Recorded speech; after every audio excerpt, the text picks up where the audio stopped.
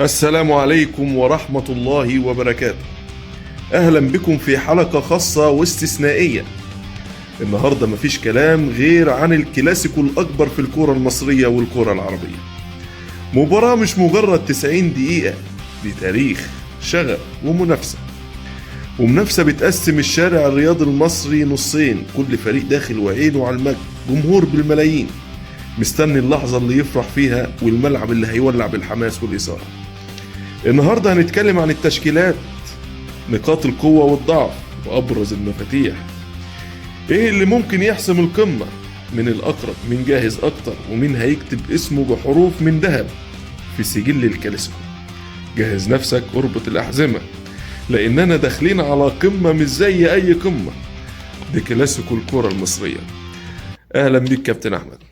أخبار حضرتك إيه؟ الحمد لله. اليوم حلقة استثنائية خالص. والله استثنائية طبعا. ماتشات الاهلي والزمالك دي بيبقى ليها طابع خاص وليها يعني شغف خاص، وكل حاجة فيها بتبقى خاصة يعني زي ما اه بيقولوا. الكل ينتظرها، الكل بيستنى. يعني كان بتبقى يوم عيد للمصريين. أكيد طبعا يوم عيد، وبالذات لما يكون على بطولة ونهائي بتفرق إنها لما يكون ماتش عادي عن ماتش ببطولة وماتش نهائي كمان، بتبقى في فرق جامد يعني في الكلام. وخاصة ان يكون النهائي بين اهلي وزمالك. أكيد طبعا. طيب النهاردة بقى عايزينك تعطينا رؤية كبيرة جدا، يعني الجمهور عايز يطلع من الحلقة ديت يكون شايف المباراة هتمشي ازاي، والسيناريوهات اللي ممكن تحصل في المباراة. والله انا اتوقع ان هو الاثنين هيبداوا بنفس التشكيل اللي اتلعب الماتش اللي فات. اه اتوقع ان هو هيبدا في الاهلي برضه بنفس التشكيله، مش هيغير فيها حاجه. تمام. وكذلك الزمالك، بس ممكن تغييرات الزمالك هيبقى بسبب دخل عبد الله الغيابات. السعيد بسبب الغيابات اكيد اللي اتاثرت.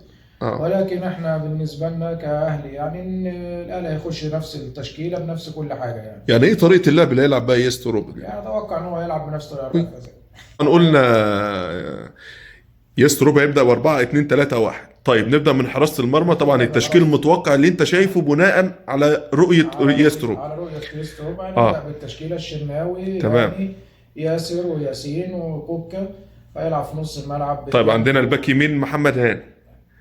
تمام. محمد هاني، اه ياسر وياسين وكوكا. اه هيلعب باتنين في نص الملعب، اتنين في نص الملعب ديانج مروان عطية. ومروان عطية، تمام وقدامهم الثلاثي بن شرقي زيزو تريزيجيه، وقدام جراتيشار. تمام. ده توقع ان هو هيبدأ بيها التشكيلة، طبعا لكن انا جراديشار جاهز للمباراة من جاهز الناحية بدنيا الطبية. يعني ما عندوش اي مشاكل. هو حتى نفسه قال امبارح في المؤتمر ان اه ان هو كان مطلعه وخشيه ان هو يتصاب بس. اه وعندنا برضو النقطه الثانيه ان عندنا محمد شريف رجع من الاصابه دلوقتي وجاهز بنسبه جاهز للمباراة. فت طبعا دلوقتي محمد بنسبه شريف 100%. حظوظه قوية في مباراة الأهلي والزمالك. اكيد طبعا محمد شريف طول عمره من ساعه لما بدا في الاهلي ورجع للاهلي تاني من الفتره الاخيره، وهو هداف على الزمالك يعني. بس الفترة يعني محمد شريف مش زي زمان، يعني لا تحس مش ان زي زمان، المستوى. ولكن مم. مع التدريج ان شاء الله. هو الهداف بيحتاج فرصه بس، تبدا تخش يجيب جون، تخش رجليه في الملعب، تبدا يجيب جوان، تبدا تمشي معاه يعني. اه الدنيا بتمشي كده. اه طيب نيجي لتشكيلة الزمالك. طبعا اعتقد انها هتبقى زي تشكيلة المباراة الماضية، لكن بخروج عدي وينزل عبد الله السعيد. طبعا نفكركم بالتشكيلة، هيلعب بمحمد عواد، ويلعب باك يمين عمر جابر ومحمد اسماعيل والونش، ويلعب باحمد فتوح، ويلعب باحمد ربيع في وسط الملعب، ومحمد شحاتة، وقدامهم عبد الله السعيد. هيلعب وناصر ماهر. وفي الهجوم عندنا ممكن اعتقد انه ممكن يبدأ بسيف الجزيري في الهجوم. هو لو بدا اه بسيف برضه ليه حظوظ كويسه على الاهلي يعني. اه وبالنسبه لتحركاته في وسط طبعا نسينا نقول بنتايج المدافعين هيلعب في الشمال برضه، يعني عندك بنتايج، ناصر ماهر، عبد الله السعيد، ويلعب في الهجوم الجزيري. وبالنسبة يعني للمباراة نفسها، هي هتبان من أول 5 دقايق في الماتش. اه أتوقع إن أنا توقعت في المباراة إن الزمالك هيبدأ يهاجم في أول 5 دقايق أو 10 دقايق، على أمل إن هو ممكن يخطف جون أو كده، وبعد كده الأهلي بقى يرد في الفترة دي. طيب يا كابتن، احنا كده شفنا طريقة لعب الفريقين، عايزينك توضح لنا اهم اللاعبين المؤثرين في هذه المباراة سواء في الاهلي او الزمالك. طبعا المباراة ديت يعني لها لاعبين طابع خاص. يعني أنا بالنسبة لي أتوقع إن هو ممكن اللي هيفرق النهاردة في الملعب اتوقع بن شرقي هيعمل شغل النهارده، بالذات ان هو يلعب على ناحيه فتوح، ده توقعي يعني، وتريزيجيه برضه كذلك هناك. لكن انا بالنسبه لي تريزيجيه هناك عمر جابر عنده من الخبرات انه يعرف يوقفه يعني. اه وزيزو لو ما استمعش للجمهور او ركز هو في الملعب، وانا اتوقع ان هو عقليته ان هو ممكن يعني مش هيتاثر شويه بالجمهور، هيلعب كويس النهارده. وديانج طبعا وفورمه اليومين دول ديانج. مروان برضو بساطه حلوه وتحركاته حلوه في الملعب. تمام. وان شاء الله يعني بالنسبه لخط الدفاع يركزوا شويه والدنيا تبقى ماشيه كويس يعني ان شاء الله.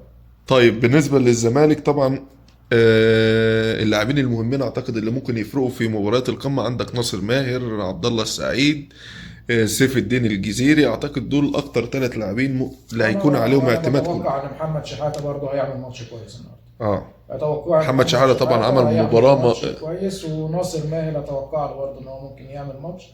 ولكن كل ده كله هيبان من اول 5 دقائق في المباراه، هل الزمالك هيلعب بضغط متقدم ولا هينحصر لورا في الدفاع ويبدا يستقبل هو الهجمات ويلعب على الهجمه المرتده. والزمالك قدامه فتره يعني بيلعب فتره على نفس المنهج ده، يستنى الاهلي يهاجم وهو اللي يهاجم ويلعب على الهجمه طيب المرتده. لو اتكلمنا عن نقاط الضعف في الاهلي او الزمالك، طبعا الاهلي في يعني الدفاع بتاعه الفترة الاهلي الماضية هو ما كانش في الدفاع المستوى. بتاعهم يعني مش متزن شويه، وانا عندي نقطه الضعف بالنسبه لي مش كخط الدفاع كامل، كمنظومه الدفاعيه نفسها. يعني تحس ان هم الاربعه مش متفقين مع بعض، ما الاربعه في فيش تفاهم الدفاعي، ما بين الخطوط. وما بينهم وما بين برضو في الحته الثانيه ما بين خط النص برضو. انا بحس اه ان مروان وديانج الاثنين بيطلعوا قدام، مش بيرجعوا، مش بيعملوا نفس التحركات اللي كان بيعملها حمدي فتحي. يعني حمدي فتحي في الحته دي كان بيفرق في المساله دي. ومروان لما بيلعب لوحده في نص الملعب من غير ديانج احس ان هو بيبقى امكانياته احسن بتبان يعني. ولكن احنا محتاجين ديانج في نص الملعب، لان الزمالك احتمال يلعب بعبد الله وناصر، لازم الاثنين يكون متقفل عليهم كويس. والناحيه الثانيه بالنسبه للمساله الهجوميه، طبعا احنا عندنا الباك الشمال من بعد علي معلول مفيش حد يعرف، حس ان المكان تحس فاضي. إن المكان ما فيش حتى لا دفاعيا ولا هجوميا يعني. مم. هي دي النقطه اللي عندنا. طيب يعني احنا كده عرفنا نقطة ضعف الاهلي طبعا هي الدفاع، ومفيش يعني تفاهم ما بين الدفاع وخط الوسط. طيب الزمالك ايه نقطة الضعف اللي في الزمالك اللي ممكن الاهلي يستغلها؟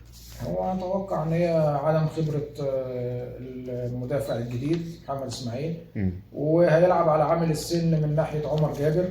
تمام. واحمد فتوح برضو بالجاهزيه بتاعته ان هو برضو ده ممكن تاني ماتش او تالت ماتش خلال الموسم يبداوا من اوله يعني. اه ده توقعاتي يعني ان هو هيلعب على الحته دي. وفي نص الملعب يعني، بس في نص الملعب يعني الضغط بتاع الاهلي اللعيبه اقوى يعني بدنيا واقوى كوره يعني.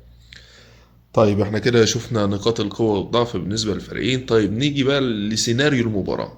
في حالة ان الاهلي بدأ بالهجوم، هل الزمالك يقدر ان هو يتحمل هجوم الاهلي او العكس؟ هي بالنسبه لو السيناريو بدأ ان الاهلي فضل ضاغط الهجوم من اول الماتش، دي هتفرق معاه ان يكون في سن التوفيق. لو في سن التوفيق ومشيت مع الاهلي، لا الاهلي ممكن يكسب بفرق يعني، ممكن جون او جونين، او ممكن لو مشيت معاه والحظ مشي كويس زي ما بيقولوا هتفرق معاه.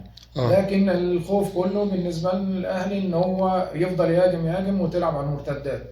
والمرتدات في الزمالك هتبقى صعبه شويه، لان عندهم سيف الجزيري لو لعب هو، لو هو بدأ الماتش هتأثر جامد يعني. لو سيف الجزيري في الهجمات المرتده بيعرف يخلص من اول فرصه يعني زي ما بيقولوا يعني. بس برضو غياب خوان بزيرة برضو اعتقد ان هو سيكون مؤثر في. هو اكيد طبعا، هو اكيد هيبقى مؤثر جامد مع الزمالك في الجبهه اليمين. ولكن ممكن يعوضها بان ناصر ماهر يتحرك هو اللي يبقى على اليمين، وعبد الله السعيد هو اللي يبقى في النص. دي هتفرق شويه، ممكن اعتقد تضغط. الزمالك هيفرق معاه السرعات في هذه هي المباراة. لو السرعات واتكلمنا على جهه السرعات واللياقه البدنيه، لا اتوقع ان الاهلي جاهزيته اكتر من الزمالك.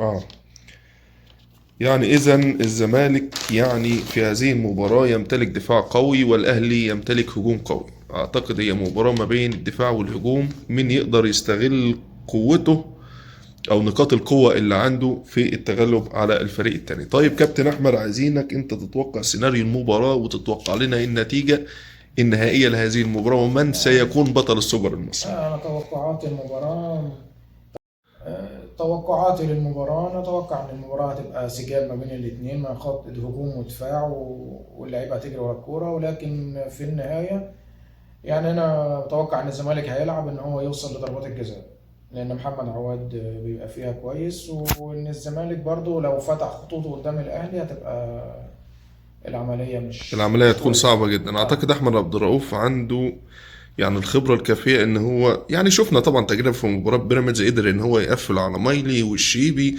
والعناصر الهجومية لنادي بيراميدز. أعتقد لو قدر إن هو اليوم يوقف العناصر الهجومية للأهلي وهي نقاط قوته، أعتقد إنه ممكن يذهب لضربات الجزاء أو جون يجي ويكسب الزمالك إن شاء الله. إذا أنت تتوقع إن المباراة تتجه إلى ضربات الجزاء؟ توقعاتي لو الزمالك فضل محافظ على الريتم الدفاعي بتاعه نفس الكلام ده توقعي ان هو الماتش هيوصل لضربات الجزاء، ولكن انا اتوقع يعني ده التوقع الاساسي. التوقع التاني لا، الاهلي ممكن يحط جون في اول ربع ساعة ويبدأ الماتش يتغير، لو الزمالك هجم ممكن الاهلي يقلبها عليه ان شاء الله. تمام يا كابتن احمد، طبعا بنقول لكم انتظرونا واحداث مباراة القمة، هيكون لنا تحليل في اول المباراة وتحليل في وسط المباراة ان شاء الله، وكل ما يخص المباراة كابتن احمد طبعا هيفيدكم بيه. شكرا لكم.